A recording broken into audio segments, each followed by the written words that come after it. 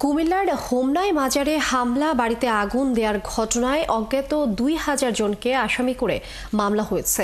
এলাকায় থমথমে অবস্থা বিরাজ করছে। এ ঘটনায় এখনও কাউকে গ্রেপ্তার করা যায়নি। যে কোনো অপ্রীতিকর ঘটনা এড়াতে উপজেলায় টহল দিচ্ছে যৌথ বাহিনী।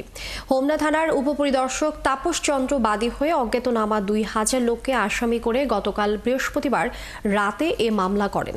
স্থানীয়দের অভিযোগ, পরিকল্পিত মাজার বিদ্বেষীরা এ ঘটনার সঙ্গে জড়িত। পুলিশ সুপার বলছেন, চট্টগ্রামে থাকেন এমন ব্যক্তি আপত্তিকর ওই পোস্ট করেছেন। তাকে গ্রেপ্তারের পরেও ঘটনার উস্কানি দিয়ে মাজারে হামলা, ভাঙচুর ও আগুন দিয়েছে তাদের শনাক্ত করা হয়েছে। ওই ছেলেকে অতি দ্রুত গ্রেপ্তার করে বিজ্ঞ আদালতে সুপর্দ করেছি এবং তাকে রিমান্ড চেয়েছে, তার রিমান্ড মঞ্জুর হয়েছে। এবং আজকে যারা এই ঘটনার সাথে যারা জড়িত, এই বাড়িতে হামলা ভাঙচুরের সাথে যারা জড়িত আছে, তাদেরকেও আমরা তাদের বিরুদ্ধে আইনগত ব্যবস্থা নেব।